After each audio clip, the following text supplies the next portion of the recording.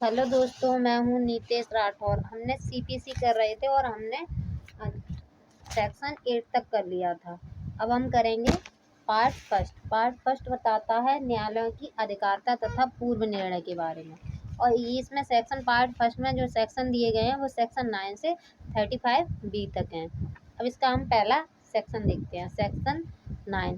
Section 9 कहता है जब तक कि वर्जित ना हो न्यायालय सभी सिविल वादों का विचारण करेगा। तो ये कह रहा है कि जब तक रोका ना गया हो सिविल वाद, सारे सिविल वादों को सुनेगा कोर्ट।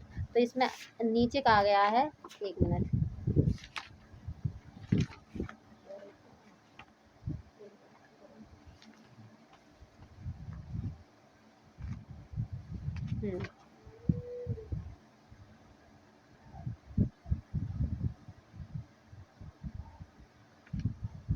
हाँ तो इससे अंदर देखते हैं। तो ये कहता है न्यायालय को उन वादों के सिवाय जिनका उनके द्वारा संज्ञान अव्यक्त या विवेचित रूप से वर्जित हो सिविल प्रकृति के सभी वादों के विचारण की अधिकारिता होगी। तो सेक्शन 9 कह रहा है कि जब तक अधिनियम में कोई अधिनियम है वहाँ रोका ना गया हो तब तक क्या करेगा, तब तक कोर्ट सभी सिविल मैटर को सुनेगा। तो इसमें सिविल मैटर बताए गए हैं। सिविल मैटर कौन कौन से हैं। तो सिविल मैटर के संबंधित जैसे सरकारी सेवा से कोई संबंधित वाद है, वेतन से संबंधित कोई केस है, जुलूस से, धार्मिक जुलूसों से संबंधित कोई सूट है, या जो वोट वगैरह डालते उससे संबंधित कोई केस है, विवाह तलाक वगैरह से संबंधित कोई केस है, कॉन्ट्रैक्ट से संबंधित कोई केस है। तो ये केस जैसे विक्रय है, मोर्टेज है, ये सारे सिविल केस के अंतर्गत आते हैं। तो ये सिविल केस, तो ये कह रहा है कि जब तक रोका ना गया हो अधिनियम में सारे जितने भी सूट हैं सिविल सूट वो सारे कोर्ट सुनेगा। आगे आगे आता है, आगे आ जाता है सेक्शन 10।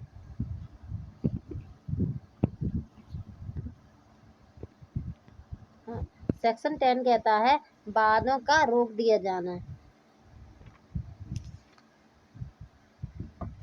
हाँ, सेक्शन 10 कहता है स्टे ऑफ सूट, तो वादों का रोक दिया जाना। तो ये कह रहा है, ये कहता है,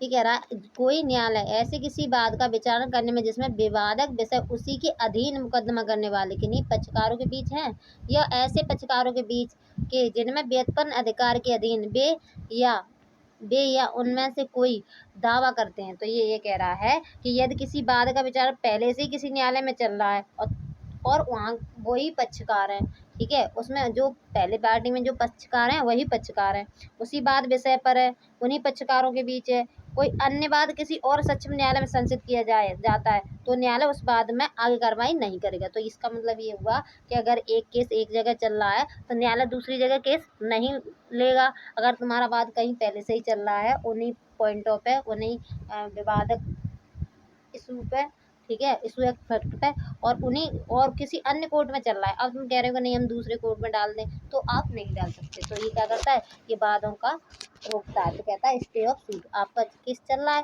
तो फिर क्या करो, आप उसी को कंटिन्यू करो। ठीक है, आगे देखते हैं। आगे बताता है सेक्शन 11 बताता है रेस जुडिकाटा के बारे में। रेस जुडिकाटा के बारे में देखते हैं, ये काफी पूछता भी है। तो ये बताता है,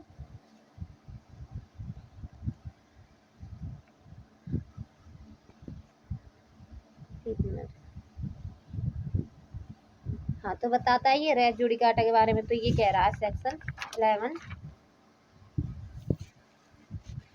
कोई भी न्यायालय किसी ऐसे वाद या विवादक का विचार नहीं करेगा। अब ये कह रहा है कोई भी सूट है उसका ट्रायल नहीं करेगा कोर्ट, कौन कौन से जिनका प्रत्यक्षता और सारता है विवादक विषय उसी के हक के अधीन मुकदमा करने वाले उन्हीं पक्षकारों के बीच या उनमें ऐसे पक्षकारों के बीच जिनमें व्युत्पन्न अधिकार के अधीन वे या उनमें से कोई दावा करते हैं।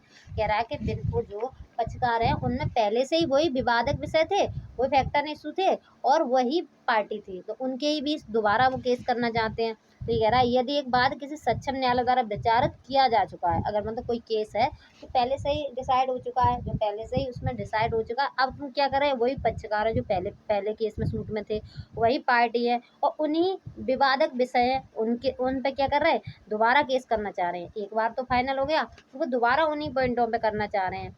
तो आप ये नहीं कर सकते, क्यों, क्योंकि अगर ये ऐसे केस चलते रहे तो कभी केस खत्म ही नहीं होंगे। तो इस वजह से न्यायालय ने ये सेक्शन 11 में संहिता ने एक्ट है इसने रोका है कि आप क्या करोगे, आप दोबारा केस नहीं कर सकते अगर एक बार डिसाइड हो चुका है। तो अगर पहले कोई केस है उसमें कोई कपटपूरी या वैसे है तो आप कर सकते हैं। अब हम हाँ ये हम देख रहे थे ना रेस जुडिकाटा। तो रेस जुडिकाटा में क्या कहता है कि ये कहता है अगर एक बार केस कोई सूट है वो डिसाइड हो चुका है तो दोबारा हम नहीं कर सकते उन्हीं फैक्टर इशू पर और उन्हीं पार्टियों के बीच। तो अगर तो फिर दोबारा कोर्ट नहीं उसे सुनेगा। इसे कहते हैं पूर्व न्याय का सिद्धांत। ये पहले ही पूर्व डिसाइड हो चुका है तो उसे दोबारा आप केस नहीं कर सकते। अगर कोई कपट द्वारा हुआ है या कोई जो राइट है उनका वायलेंस हुआ है तो आप कर सकते हो। ठीक है, आगे देखते हैं। अब आ जाते हैं हम सेक्शन 12 में। सेक्शन 12 कहता है अतिरिक्त बाद का वर्जन। सेक्शन 12 पे आ जाते हैं बार टू फर्दर सूट। ये फर्दर सूट के बारे में बताता है कि बार टू फर्दर सूट। तो फर्दर सूट के बारे में क्या बताते हैं, जहाँ वादी किसी विशिष्ट वाद हेतु के संबंध में अतिरिक्त वाद संचित करने के नियमों द्वारा प्रभावित है वहाँ वह किसी ऐसे न्यायालय में जिसे यह संहिता लागू है कोई वाद ऐसे वाद हेतु में संचित करने का हकदार नहीं होगा। इस सेक्शन 12 कह रहा है कि यदि कोई वादी है और ये कह रहा है अगर एक जगह आपका केस चल रहा है तो आप अतिरिक्त बात नहीं कर सकते। ये नहीं कि मतलब हमने एक केस यहाँ कर दिया अपने शहर में कर दिया, एक केस दूसरे शहर में जाके कर दिया, तो ऐसे आप नहीं कर सकते। तो ये सेक्शन उसे रोकता है। तो ये कहता है अतिरिक्त बाद का वर्जन। तो कहता है यदि वादी किसी विशिष्ट बाद हेतु के संबंध में अतिरिक्त बाद संचित करने से रोक दिया गया है। ठीक है, अब रोक दिया गया है वहाँ किसी ऐसे न्यायालय में जहाँ CPC लागू है उसी बाद हेतु के संबंध में कोई बात संचित नहीं किया जाएगा। तो ये कहता है सेक्शन 12। तो क्या कह रहा है कि अगर एक जगह केस चल रहा है और आप चाह रहे हो कि हम दोबारा भी दूसरी जगह भी कर दें, ठीक है, तो ऐसे आप नहीं कर सकते। ये सेक्शन 12 रोकता है। अब आ जाते हैं आगे। अब ये कह रहा है विदेशी निर्णय कब निश्चायक नहीं होंगे। ये विदेशी निर्णय के बारे में कह रहा है। एक मिनट, हाँ ये कह रहा है फॉरेन जजमेंट के बारे में कि फॉरेन जजमेंट कब कब निश्चायक नहीं होंगे। तो इसमें बता रहा है, तो इसमें पॉइंट दे रखे हैं। हाँ तो बता रहा है विदेशी निर्णय उसके द्वारा उन्हीं पक्षकारों के बीच या उसी हक के अधीन मुकदमा करने वाले ऐसे पक्षकारों के बीच जिनमें व्युत्पन्न अधिकार के अधीन वे या उनमें से कोई दावा करते हैं प्रत्यक्ष न्यायाधीश किसी विषय के बारे में वहाँ के सिवाय निश्चय नहीं होंगे। तो ये बता रहा है वैसे तो ठीक है सही माने जाएंगे, पर इनमें जो पॉइंट दे रखे हैं अगर वो पॉइंटों का वायलेशन होता है तो फिर नहीं माने जाएंगे। ठीक है, क्योंकि ये क्या ये पॉइंट दे रखे हैं जैसे किसी सक्षम अधिकारिता वाले न्यायालय ने नहीं सुना हो, कोई सक्षम अधिकारिता वाले न्यायालय है उसने नहीं सुना है। ठीक है, मामले की गुड़ागुड़ के आधार पर नहीं दिया गया है। फिर थर्ड पॉइंट कह रहा है, थर्ड पॉइंट कहता है कि जो अंतर्राष्ट्रीय विधि है इंटरनेशनल लॉ है उसके विरुद्ध कोई निर्णय दे दिया गया है। फिर आगे बताता है कोई नेचुरल लॉ होता है उसके विरुद्ध कोई अगर निर्णय दे दिया है। फिर कह रहा है आगे पॉइंट में कि अगर कपट द्वारा किसी ने निर्णय प्राप्त कर लिया है या जो भारत में कोई प्रचलित विधि है उसके भंग को कर रहा है तो फिर हम वो फिर हम निश्चायक नहीं मानेंगे। फिर हम क्या करेंगे, उसे निश्चायक नहीं मानेंगे। ये कह रहा है सेक्शन 13। तो सेक्शन 13 में बता दिए कि विदेशी निर्णय है कब हम निश्चायक नहीं मानेंगे। तो पहले बता दिए कि हम वैसे तो सही मानेंगे कि हाँ सही दिया होगा, पर ये पॉइंट दे रखे अगर इन पॉइंटों में आ जाता है तो हम फिर ये मानेंगे कि वो निर्णय सही नहीं है। अब आ जाता है सेक्शन 14। ये कह रहा है निर्णय विदेशी निर्णय के बारे में उपधारणा है। अब ये उपधारणा के बारे में बता रहा है। तो ये कह रहा है presumption as to foreign judgment. तो कब हम प्रिजम्पशन करेंगे फॉरेन जजमेंट का, तो ये कह रहा है न्यायालय किसी ऐसे दस्तावेज के पेश किए जाने पर जो विदेशी निर्णय की प्रमाणित प्रति होना तात्पर्य नहीं यदि अभिलेख से इसके प्रतिकूल प्रतीत नहीं होता है तो उपधारणा करेगा कि ऐसा निर्णय सक्षम अधिकारिता वाले न्यायालय ने सुना है। तो ये बता दिया। तो ये कह रहा है जो सेक्शन 13 में जो पॉइंट दे रखे हैं ना अगर उनमें नहीं आ रहा है तो फिर हम क्या उपधारणा करेंगे कि हाँ वो निर्णय सही होगा। तो ये कह रहा है सेक्शन 14। तो सेक्शन 14 कह रहा है विदेशी निर्णय की प्रमाणित प्रति के बारे में न्यायालय उपधारणा करेगा कि वह सक्षम अधिकारिता वाले न्यायालय ने ही सुना होगा। ठीक है, पर ये है कि साक्ष्य मांग सकता है हमारे यहाँ का जो न्यायालय है। तो क्या मानेगा न्यायालय, क्या वो प्रिजम्पशन करेगा? तो न्यायालय ये प्रिजम्पशन करेगा, सेक्शन 14 ये कह रहा है, ये प्रिजम्पशन करेगा कि जो निर्णय सुना गया है वो सही न्यायालय द्वारा सुना गया होगा। अब आ जाते हैं आगे। अब आ जाता है सेक्शन 15। ये कह रहा है वह न्यायालय जिसमें वाद संसित किया जाए। अब ये कह रहा है कहाँ पे हम सूट फाइल करेंगे, तो ये कह रहा है कहाँ पे हम सूट फाइल करेंगे। अगर हमें कोई केस हुआ है तो हम कहाँ करेंगे? डिस्ट्रिक्ट कोर्ट जाएंगे, हाई कोर्ट जाएंगे, सुप्रीम कोर्ट जाएंगे, कहाँ करेंगे? तो ये सेक्शन 15 बताता है। तो सेक्शन 15 कह रहा है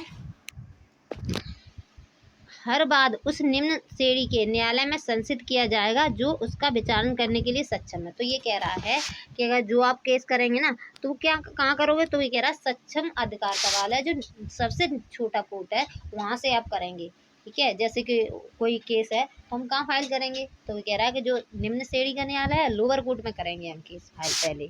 तो ये सेक्शन 15 बता रहा है पहले लोअर कोर्ट में करेंगे, फिर डिस्ट्रिक्ट कोर्ट में, फिर हाई कोर्ट में, फिर सुप्रीम कोर्ट, ऐसे जाएंगे। पर जब हम सूट डालेंगे पहली बार तो वो हम लोअर कोर्ट में ही डालेंगे।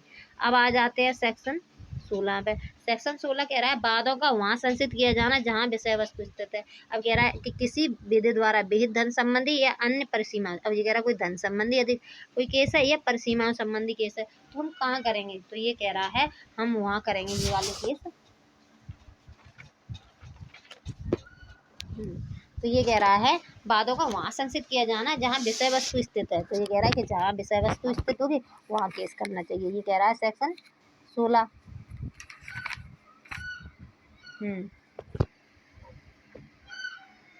अब क्या कह रहा है जहाँ सब्जेक्ट मैटर हो वहीं आप केस फाइल करें।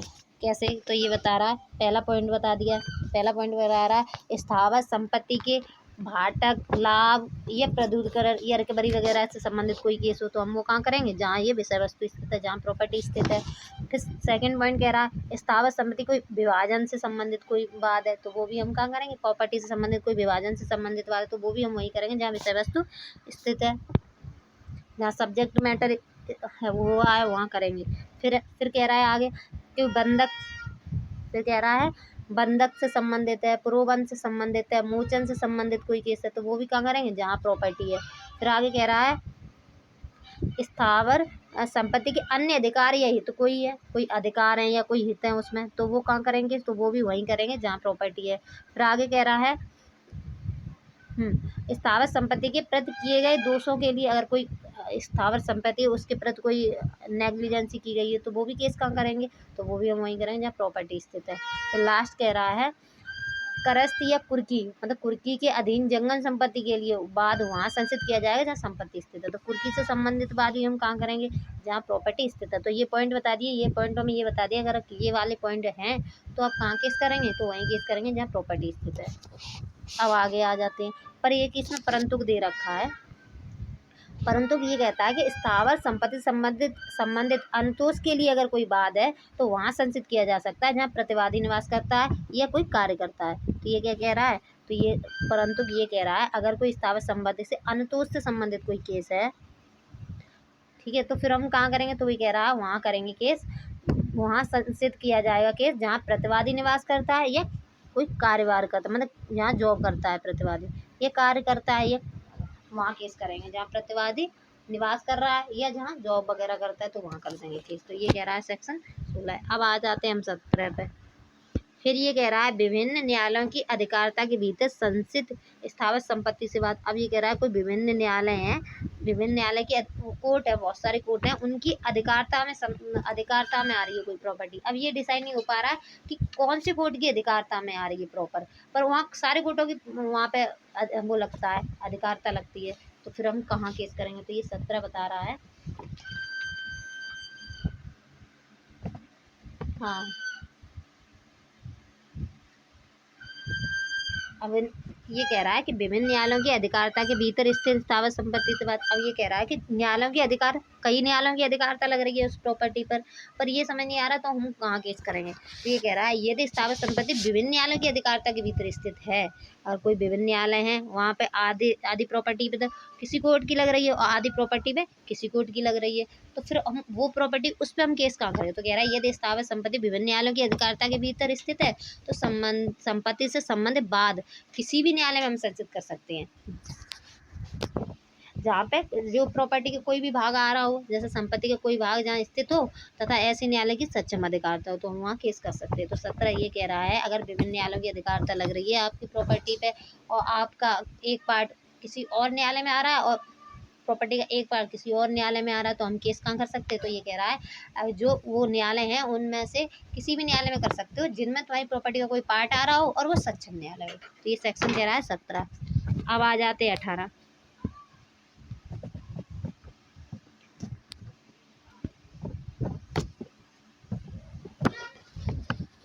हाँ, सेक्शन 18 में 2 क्लॉज दे रखे हैं। तो ये कह रहा है सेक्शन 18, हाँ, तो कह रहा है जहाँ न्यायालय की अधिकारता की स्थानीय सीमा अनिश्चित है वहाँ बाद का संचित किए जाने का स्थान। अब वहाँ क्या था, वहाँ तो कोर्ट और विभिन्न कोर्ट लग रहे थे प्रॉपर्टी पे, तो फिर हम कहीं भी न्यायालय में कर रहे थे। अब कह रहा है जहाँ न्यायालय की अधिकारता की स्थानीय सीमा ही अनिश्चित है, वहाँ यही डिसाइड नहीं हो रहा किस वाले न्यायालय की लग रही है प्रॉपर्टी। वहाँ तो पता था कि 3 न्यायालयों की लग रही है, 4 न्यायालयों की लग रही है, 17 में पता था। अब 18 ये कह रहा है कि यहाँ पता ही नहीं है। जहाँ न्यायालय की अधिकारता की स्थानीय सीमा अनिश्चित है, कौन सी वाले न्यायालय की लग रही, वहाँ बाद का संचित किया जा रहा। तो ये कह रहा है यदि कोई, हाँ, तो ये कह रहा है यदि कोई स्थावर संपत्ति 2 या अधिक न्यायालयों की अधिकारता की सीमाओं में स्थित है, यह अनिश्चित हो रहा है कि किस न्यायालय में स्थानीय सीमा अधिकारता है, वहाँ बात किसी भी न्यायालय में कर सकते हैं। तो ये कह रहा है अगर 2 या 2 से अधिक न्यायालय हैं, उनकी वहाँ कोई स्थावर संपत्ति स्थित है, जहाँ 2 या 2 से अधिक न्यायालय हैं, तो ये कह रहा है और उनकी स्थानीय सीमा अनिश्चित है, कौन से न्यायालय में करें। तो ये कह रहा है तो फिर आप किसी भी स्थानीय अधिकारता वाले न्यायालय में आप कर सकते हैं। ये तो केस कहाँ कर सकते हैं, कहीं भी कर सकते हैं। ये कह रहा है सेक्शन 18।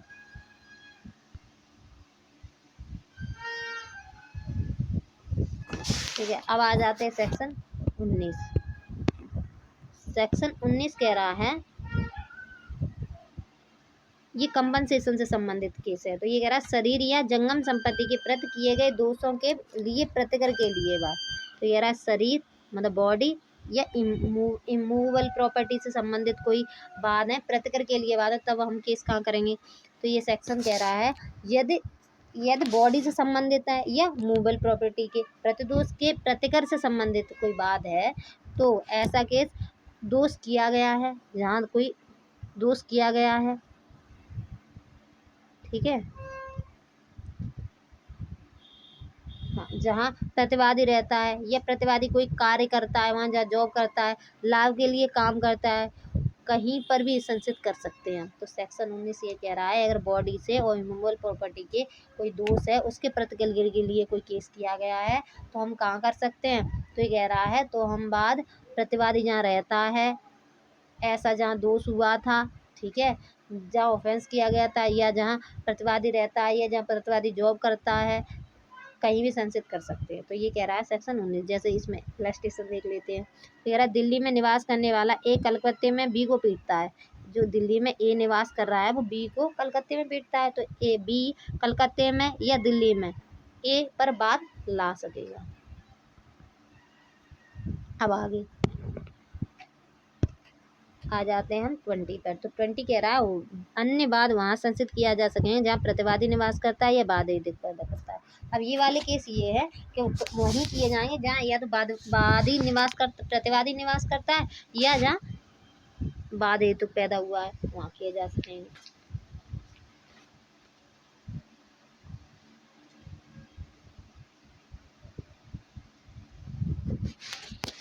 हाँ, अब इसे देखते हैं। तो ये कह रहा है, एक मिनट,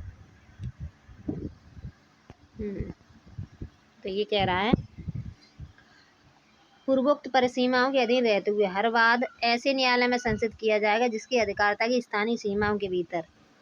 कहाँ किया जाएगा, प्रतिवादी या जहाँ एक से अधिक प्रतिवादी, एक प्रतिवादी है तो एक प्रतिवादी, या 3-4 प्रतिवादी हैं तो उनमें से एक कोई प्रतिवादी जहाँ जिस शहर में निवास करता है हम वहीं केस कर सकते हैं। तो ये क्या कह रहा, जहाँ प्रतिवादी निवास करता है या जहाँ कारोबार करता है या लाभ के लिए जॉब वगैरह करता है वहाँ कर सकते हैं। या कोई केस है जो पूर्णतः आधी जगह और पूर्णतः दूसरी जगह किया गया है, जो जहाँ बाद हेतु का पूर्णतः या भागतः पैदा हुए हैं वहाँ भी केस हम सूट फाइल कर सकते हैं। अब ये कह रहा है अगर 3-4 प्रतिवादी हैं तो उसमें से एक प्रतिवादी जहाँ जिस शहर में रहता है हम वहाँ भी कर सकते हैं। ये कह रहा है सेक्शन 20। तो सेक्शन 20 क्या कह रहा है? सेक्शन 20 कह रहा है, एक मिनट, सेक्शन 20 ये कह रहा है कि हम वहाँ केस कर सकते हैं जहाँ प्रतिवादी निवास करता है या जॉब वगैरह करता है या लाभ के लिए कहीं कार्य करता है, तो वहाँ कर सकते हैं। और दूसरा पॉइंट ये कह रहा है अगर दो तीन प्रतिवादी हैं, दो प्रतिवादी तो उसमें से एक प्रतिवादी जहाँ निवास करता है वहाँ भी केस फाइल कर सकते हैं। फिर थर्ड पॉइंट ये कह रहा है, फिर आगे ये कह रहा है कि अगर क्या हुआ है, अगर बाद हेतु तो पूर्णतः या भागतः पैदा होता है, एक जगह कहीं एक जगह हुआ या दूसरी जगह हुआ, आधा आधा आधा एक जगह हुआ बाद हेतु पैदा, आधा दूसरी जगह बाद हेतु पैदा हुआ, जरा वहाँ बात संचित किया जा सकेगा। ठीक है, या तो पूर्णतः हुआ हो या भागतः कहीं हुआ हो बाद हेतु पैदा, तो हम वहाँ केस फाइल कर सकते हैं। अब इसका एक इलस्ट्रेशन देख लेते हैं। जैसे ए कलकत्ते में एक व्यापारी है, बी दिल्ली में कारोबार करता है। ये क्या है? कलकत्ते में व्यापारी और बी दिल्ली में कार्य करता है। बी कलकत्ते में अपने अभिकर्ता के द्वारा ए में माल खरीदता है। अब क्या करता है? ए क्या क्या माल खरीद रहा है कलकत्ता में। अगर कोई ईस्ट इंडियन रेल कंपनी को उनका प्रदान करने के ए से प्रार्थना करता है। ए तदनुसार माल का प्रदान कलकत्ते में करता है। ए माल की कीमत के लिए बी के विरुद्ध बाद या कलकत्ते में बाद या तो कलकत्ते में जहाँ बाद पैदा हुआ है वहाँ कर सकता है। ठीक है, और फिर या दिल्ली में जहाँ कारोबार करता है वहाँ कर सकता है। तो दोनों जगह कर सकता है, या कलकत्ते में कर सकता है या दिल्ली में कर सकता है। तो ये कह रहा है इलस्ट्रेशन।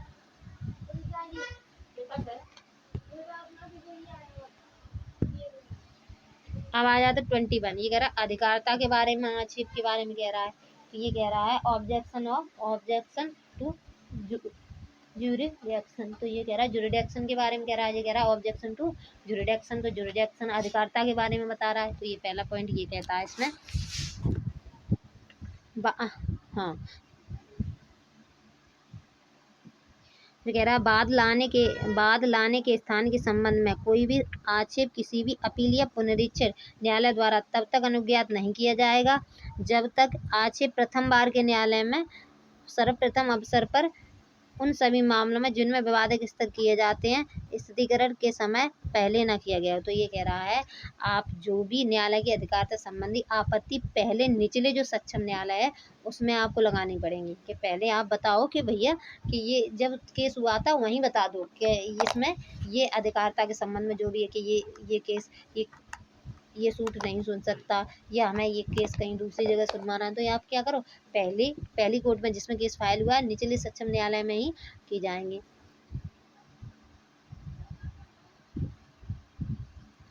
पहला क्वेश्चन क्या दिया, फिर कह रहा है पहला, फिर दूसरी बात कर रहा है सेकंड। तो ये कह रहा है अगर धन संबंधी कोई मैटर है, ठीक है, तो धन संबंधी मैटर भी आप क्या करो, अब आप पहले ही जो सक्षम न्यायालय है उसमें ही बता दो कि ये वाला न्यायालय नहीं सुन सकता था केस, इस न्यायालय ने हमारा केस सुन लिया। तो ये कह रहा है जो भी आक्षेप है या तो स्थानीय सीमा से संबंधित हो या अधिकारता से संबंधित हो न्यायालय की, या धन संबंधी अधिकारता से संबंधित कोई भी केस हो, पहले जो भी आपको आक्षेप लगाने हैं, जो भी आपको आपत्तियां लगानी है वो क्या करोगे, निचले सक्षम न्यायालय में ही लगाओगे। तो ये सीधा सीधा ये कह रहा है न्यायालय की अधिकारिता संबंधी आपत्तियां पहले और निचले सक्षम लोअर कोर्ट में जो फर्स्ट कोर्ट होगा न्यायालय में ही की जाएंगी। उसके बाद यदि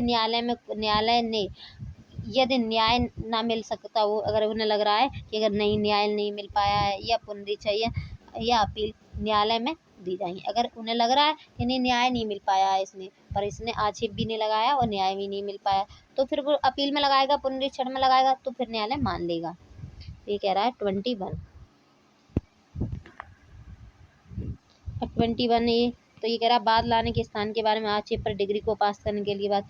अब ये 21 ये कह रहा है कि आप ये नहीं कह सकते कि सर वो वाला कोर्ट था, वो कोर्ट सुनने के लिए अधिकारता नहीं रखता था, उसने केस मेरा सूट है वो फाइनल कर दिया है, डिग्री आ गई, अब आप डिग्री कैंसिल कर दो। तो ये नहीं आप कर सकते। आप क्या करोगे, पहले ही बताते, जब आप सक्षम न्यायालय में पहली बार आपका केस हुआ था लोअर कोर्ट में, वहीं आप बता देते। अब आप ये नहीं कर सकते कि डिग्री आ गई है, अब डिग्री को इस आधार पर आप कैंसिल कराना चाहते हो कि सर ये केस है जो हमारा और सक्षम न्यायालय ने नहीं सुना है, तो फिर ऐसा नहीं कर सकते आप। अब आ जाते 22 में। 22 कह रहा है वादों को अंतरित करने की शक्ति।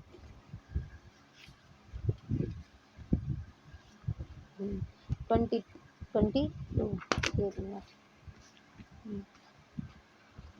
ये क्या बता रहा है, ये बता रहा है केस के ट्रांसफ़र करने के बारे में बता रहा है। तो ये कह रहा है 22 जहाँ कोई बात दो या अधिक न्यायालयों में किसी एक से संसिद्ध किया जाता है और ऐसे न्यायालय में से किसी एक में संसिद्ध किया गया है, वहाँ कोई भी प्रतिवादी अन्य पक्षकार को सूचना देने के पश्चात यथासंभव प्रथम अवसर पर और उन सब मामलों में जिनमें विवादक स्थित किए जाते हैं, ऐसी स्थितिकरण के समय उससे पहले किसी अन्य न्यायालय को बाद आंतरिक किए जाने के लिए आवेदन कर सकेगा। और वह न्यायालय जिसमें ऐसा आवेदन किया गया है अन्य पक्षकारों आक्षेप पर विचार करने के पश्चात यह अवधारित करेगा कि अधिकारिता रखने वाले न्यायालय में किस न्यायालय में बात चलेगा। हाँ, तो 21 ये कह रहा है, ये सिर्फ जो सूट है उन्हें ट्रांसफ़र करने की पावर के बारे में बता रहा है। तो इसमें 2-3 पॉइंट है। तो ये पहला पॉइंट ये कह रहा है, यदि कोई बात 2 या अधिक न्यायालयों में संसिद्ध किया जा सकता है तथा ऐसे किसी न्यायालय में संसिद्ध भी किया गया है, तो क्या करेगा, प्रतिवादी अन्य पक्षकार को सूचना देकर, जो दूसरी पार्टी है उसे सूचना देकर विवादक स्थित किए जाते समय या उससे पहले जो फैक्ट ऑन इशू है वो फ्रेम किए जा रहे हैं उससे पहले अन्य न्यायालय में अगर कहीं कोई केस कहीं ट्रांसफ़र कराना है तो क्या कर सकता है, आवेदन कर सकता है। कब कर सकता है, जो एक पार्टी है दूसरी पार्टी को सूचना देकर कर सकती है कि हमें ये कोर्ट में न सुनवा के इस कोर्ट में हमें केस सुनवाना है, तो ये कर सकते हैं। तो ये बताया 22 में। तो 22 कह रहा है, यदि कोई बात 2 या अधिक न्यायालय में संसिद्ध किया जा सकता है तथा यह कर दिया गया है, तो प्रतिवादी अन्य पक्षकारों को सूचना देकर क्या कर सकता है, जो जो फैक्ट इशू है उन्हें फैक्ट इशू को फ्रेम किए जाते समय या उससे पहले क्या कर सकता है, अपने ट्रांसफ़र कराना है केस, उसके लिए आवेदन लगा सकता है। ये 22 कह रहा है। अब आ जाते हैं 23 पे। 23 कह रहा है, किस न्यायालय में आवेदन किया जाएगा। अब जो ट्रांसफ़र के लिए वो आवेदन कहाँ किया जाएगा, ये कह रहा है। एक मिनट,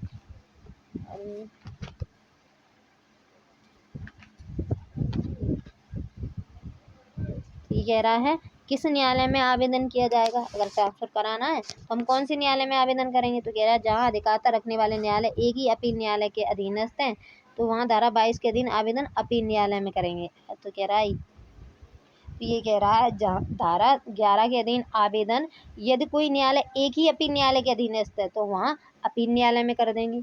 ठीक है। तो दूसरा कह रहा है, जहाँ अपील न्यायालय कोई अन्य न्यायालय में स्थित है, तो कह रहा है जहाँ ऐसे न्यायालय विभिन्न अपील न्यायालय के अधीन होते हुए भी एक ही उच्च न्यायालय के अधीन है, तो वहाँ आवेदन क्या करेंगे, उच्च न्यायालय में कर देंगे। तो थर्ड पॉइंट कह रहा है, जब ऐसे न्यायालय विभिन्न उच्च न्यायालय के अधीन है तो वहाँ आवेदन उस न्यायालय में किया जाएगा जिसकी अधिकारिता की स्थानीय सीमाओं में भीतर न्यायालय स्थित है, उसके बाद लाया गया है। तो ये क्या कह रहा है, ये पहला पॉइंट ये कह रहा है, अगर तो पहला पॉइंट ये कह रहा है, यदि कोई न्यायालय एक ही अपील न्यायालय के अधीनस्थ है तो कहाँ होगा, तो अपील न्यायालय में होगा। अब सेकंड पॉइंट ये कह रहा है, अगर अपील न्यायालय एक ही उच्च न्यायालय के अधीनस्थ हैं तो फिर क्या दो अपील न्यायालय हैं पर वे एक ही उच्च न्यायालय के अधीनस्थ है, तो फिर हम क्या लगाए, उच्च न्यायालय में लगाएंगे। फिर थर्ड पॉइंट ये कह रहा है कि जब उच्च न्यायालय हैं, 2 उच्च न्यायालय हैं, उनमें 2 उच्च न्यायालय के अंतर्गत आते हैं वो, जहाँ हमें केस ट्रांसफ़र कराना है तो हम उस उच्च न्यायालय में लगाएंगे। उस हाई कोर्ट में हम अपने केस ट्रांसफ़र की एप्लीकेशन लगाएंगे जहाँ हमने केस संसिद्ध किया था, जहाँ पहले ही हमने केस फाइल किया था, जहाँ केस फाइल किया गया वहाँ करेंगे। तो ये बताता है 23।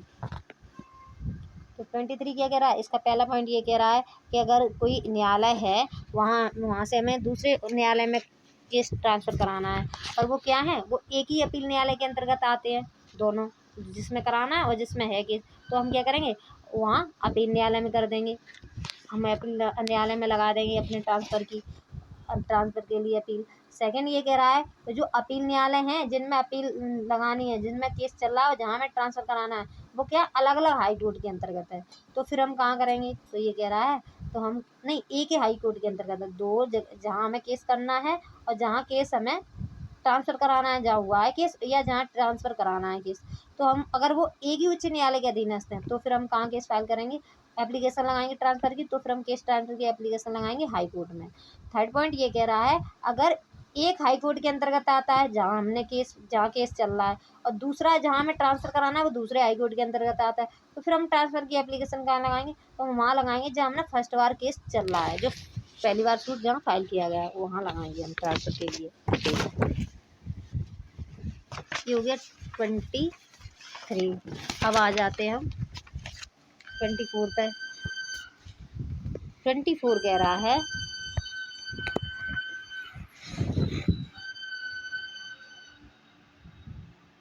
हाँ, ये कह रहा है 24 एक मिनट। अब आ जाते हैं हम 24 पर। 24 कह रहा है general power of the transfer and withdrawal. तो ये ट्रांसफ़र के लिए और विड्रॉवल के लिए कह रहा है, विड्रॉवल के लिए कह रहा है। तो ये कह रहा है 24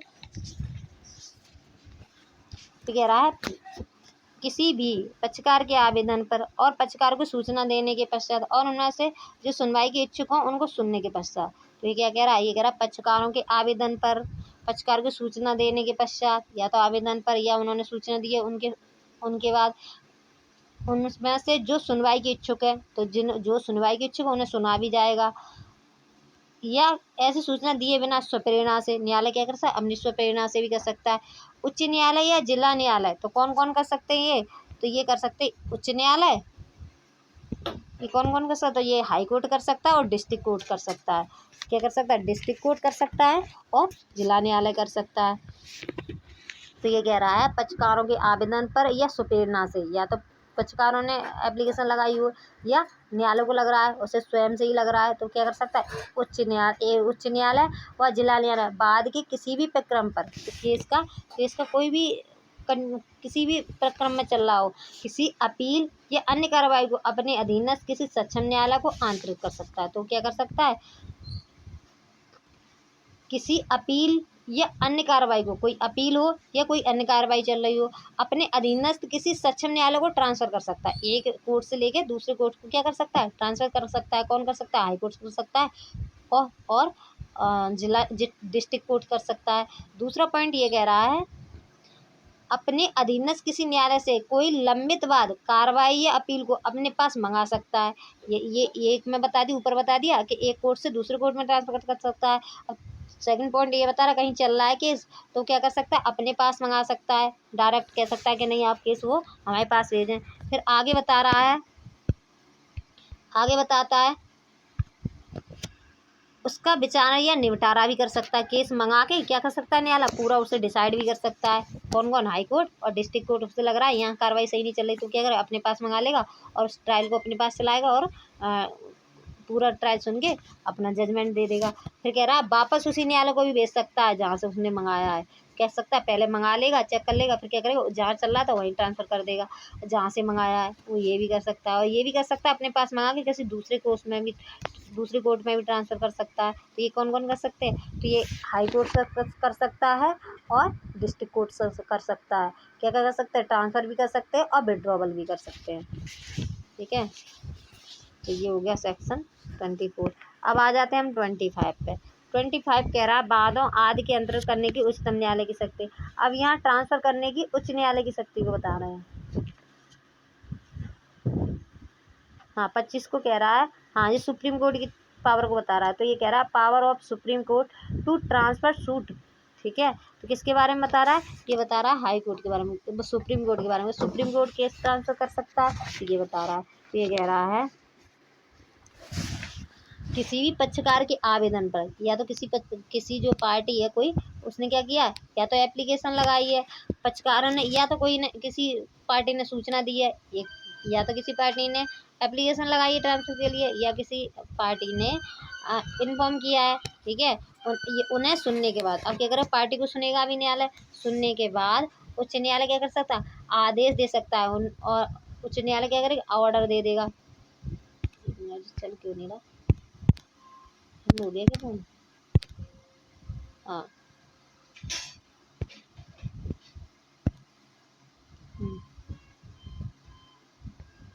तो क्या कह रहा है? ये कह रहा है किसी पक्षकार के जो किसी कोई पार्टी है उसने या तो एप्लीकेशन लगाई है, या कोई पार्टी है उसने इन्फॉर्म किया कोर्ट को, कह रहा, और उन पार्टियों को सुनने के बाद सुप्रीम कोर्ट क्या करेगा? ऑर्डर करेगा, ऑर्डर कर सकता है सुप्रीम कोर्ट। ठीक है। सुप्रीम कोर्ट ऑर्डर करेगा कि किसी राज्य के उच्च न्यायालय या सिविल न्यायालय से किसी अन्य राज्य के उच्च न्यायालय या सिविल न्यायालय को कोई बात या कार्रवाई आंतरित कर दी जाए। तो ये क्या कह रहा है, तो ये कह रहा है, ये कहता है कि जो अगर सुप्रीम कोर्ट है और सुप्रीम कोर्ट को कोई या तो आवेदन किया गया है या कोई इन्फॉर्म किया गया है कि सर मेरी सुनवाई इस कोर्ट में सही नहीं हो रही, तो फिर न्यायालय क्या कर सकता है, सुप्रीम कोर्ट एक हाई कोर्ट से, अगर हाई कोर्ट में कोई कार्रवाई चली तो एक हाई कोर्ट से दूसरे हाई कोर्ट को केस ट्रांसफर कर सकता है। ये कौन कर सकता है, सुप्रीम कोर्ट कर सकता है, हाई कोर्ट से हाई कोर्ट को केस ट्रांसफर। तो ये कौन करेगा, सुप्रीम कोर्ट करेगा। ये 24 ने बता दिया। और फिर आगे ये बता रहा है, ये इसी में, अगर कोई व्यक्ति ऐसा है उसने क्या किया, तंग करने के लिए ये एप्लीकेशन लगा दी है कि नहीं ट्रांसफ़र कराएंगे तो मतलब दूसरी पार्टी परेशानी होगी, तो फिर न्यायालय ये कह रहा है अगर तुमने परेशान करने के लिए, तंग करने के लिए अगर आप जो केस ट्रांसफ़र की एप्लीकेशन लगाई है या इन्फॉर्म किया है, तो फिर क्या है, 2000 रुपये का जुर्माना लगेगा। तो 2000 रुपये का जुर्माना लगा देगा कि आपने यूँ ही कोर्ट को परेशान किया और पार्टी को भी परेशान किया। ठीक है, जिस पार्टी ने एप्लीकेशन लगाई है। तो 24 क्या कहता है, 25 कह रहा है, हाई कोर्ट के बारे में, सुप्रीम कोर्ट के बारे में ये बता रहा है, सुप्रीम कोर्ट को कैसे, सुप्रीम कोर्ट है वो सुप्रीम कोर्ट है वो कैसे केस ट्रांसफ़र कर सकता है। तो ये बता रहा है, अगर किसी पक्षकार ने या तो उसे एप्लीकेशन लगाया हो या किसी पक्षकार पार्टी ने उसे सूचना की हो, तो सर ये इसके कोर्ट में केस सही नहीं सुनाया जा रहा, आप मेरा केस दूसरे कोर्ट में ट्रांसफ़र कर दें, दूसरे हाई कोर्ट में कर दें। तो उच्च न्यायालय क्या करेगा, आदेश दे सकेगा कि एक राज्य के हाई कोर्ट से दूसरे राज्य के हाई कोर्ट में केस ट्रांसफ़र किया जाए। अगर ये किसी व्यक्ति ने एप्लीकेशन लगाई है सिर्फ परेशान करने के लिए, तंग करने के लिए, तो फिर 2000 रुपये का उस पर जुर्माना लगेगा। ये कह रहा है हमारा 25। अब आ जाते हैं हम 26 पर। 26 कह रहा है, वादों का संचित किया जाना। 26 कह रहा है हमारा, सूट के संचित किए जाने के बारे में बता रहा है। ये कह रहा है, हर वाद पत्र को उपस्थित करने या ऐसे प्रकार अन्य प्रकार से जैसा विहित किया जाए संचित किया जाएगा। तो कैसे किया जाएगा, तो ये कह रहा है जैसा इसमें लिखा है, वाद पत्र की उपस्थित करके, जो प्लेंटिव है उसे बनाकर, ठीक है, प्लेंट बनाकर वाद पत्र को उपस्थित करके या अन्य प्रकार से जो संहिता द्वारा बताया गया है वैसे हम केस को फाइल कर सकते हैं। पहला पॉइंट बता दिया। पर ये कह रहा है प्रत्येक वाद पत्र में तथ्य शपथ पत्र द्वारा साबित किया जाएगा। तो क्या किया कह रहा है, हर वाद पत्र में, एक मिनट, ठीक है। अब हाँ, हम कहाँ थे, हम थे 26 पे। हाँ 26 ये कह रहा है, 26 कह रहा है वादों का संचित किया जाना है। तो ये बता रहा है सूट फाइल कैसे करेंगे। तो पहला पॉइंट बता देता है, वाद पत्र को उपस्थित करना है या अन्य प्रकार से। तो ये कह रहा है वाद पत्र को, जो वाद पत्र है उसे उपस्थित करके या अन्य तरीका से, अगर जिस संहिता में बताया गया वैसे आप केस फाइल कर सकते हैं। दूसरा पॉइंट बता रहा है, प्रत्येक वाद पत्र में तथ्य शपथ पत्र द्वारा साबित किया जाएगा। तो कह रहा है जो कोई केस है वो उसमें जो वाद पत्र है उसमें जो तथ्य बनेंगे, जो फैक्ट बनेंगे, वो शपथ पत्र द्वारा साबित किए जाएंगे। और फिर नीचे ये कह रहा है, हाँ तो ये 2 पॉइंट ही है, 2 पॉइंट ही देखिए। अब आ जाते हैं हम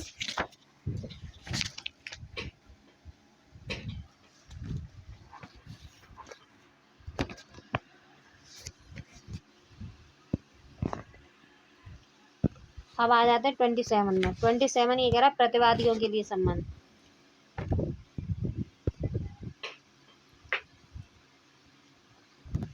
अब इसमें बता रहा है कि जो केस फाइल तो कर दिया, अब जो प्रतिवादी है उसे कैसे पता चलेगा हमारे खिलाफ कहीं केस कर दिया गया है, तो फिर उसे सम्मन किया जाएगा। ये बताता है 27।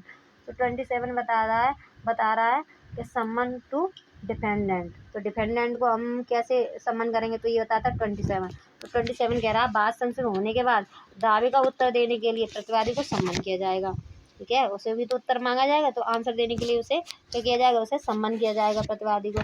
प्रतिवादी पर सम्मन की तामील वह संचित किए जाने के 30 दिन के भीतर की जाएगी। ठीक है, तो कितने दिन के अंदर की जाएगी, 30 दिन के अंतर्गत।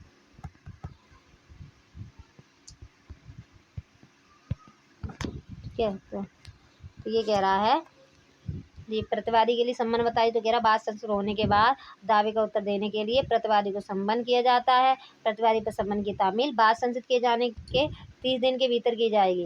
ये हो गया। अब आ जाते हैं 28। 28 बता रहा है,